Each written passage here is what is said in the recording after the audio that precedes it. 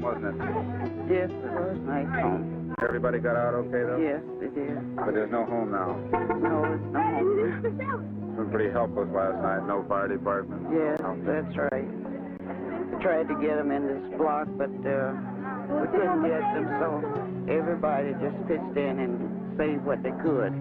Are you angry at anybody for all this? No. I'm a Christian, and I just pray for everybody for things that they do wrong. The Detroit riot lasted 7 days. It was triggered by a police raid on a blind pig. But the conditions which led to that riot have been with us for generations. They are still with us today.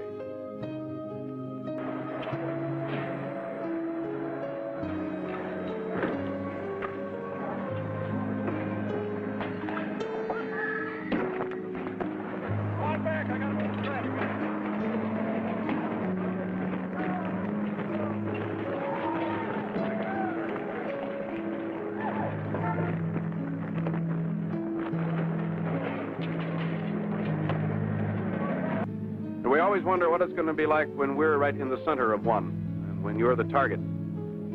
It's a very strange feeling, because no matter how liberal you may think you are, or how conservative you may be, no matter what your own personal views are, all of a sudden you find that there are folks who live in the same town you do, in the same year, who hate you enough, at least on given occasions, to attack you. And it makes you kind of wonder. Not because you don't understand it. I suspect we all could list 5 or 6 reasons why something like this starts and why it continues. But because when it gets down to the very personal thing of just one guy against another guy on a street corner in your hometown, then it doesn't make any sense at all. The most important ideas about 67 that I think gets lost over the long view of history, it was not a race riot. It was a rebellion. It was a rebellion against police misconduct, police brutality. It was a rebellion against the lack of access and opportunity for economic growth and stability on the part of black people in Detroit. Riots, to me, when you say riot, you diminish the authentic anger and the authentic reason for behaviors, and it creates the impression that behavior was not rational, was not a logical response to conditions. It's just random acts of chaos, etc. Detroit had been selected by Life magazine in 1967 as an all-American city. It was a city to go to, a city of promise, a city of opportunity. The reality for African Americans and other persons of color was that there wasn't equal access to that opportunity. There wasn't equal access to the hope. And what there was a disproportionate access to was rampant acts of police brutality and misconduct.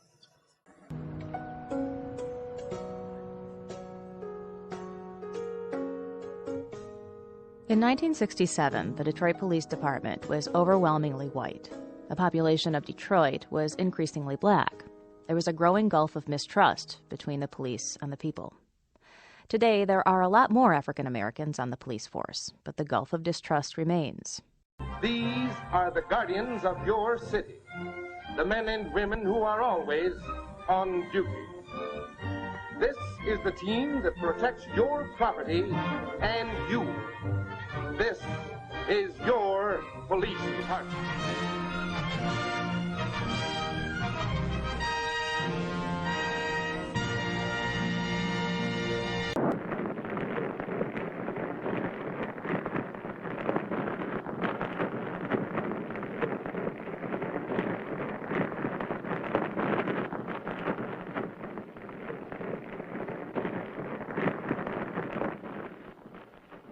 It's 20 minutes after 5. What are you doing up tonight?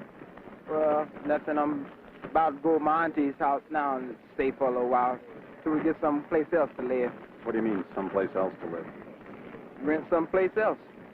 Where is your house? It was over there, but it's down now. How come?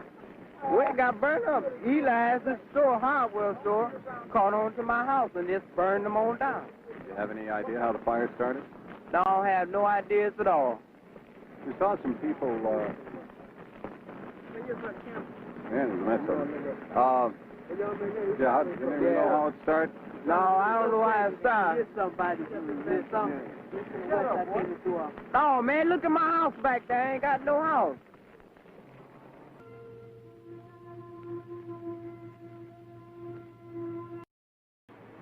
As Governor of the State of Michigan, I do hereby officially request the immediate deployment of federal troops into Michigan to assist state and local authorities in reestablishing law and order in the city of Detroit. I am joined in this request by Jerome P. Kavanaugh, Mayor of the city of Detroit.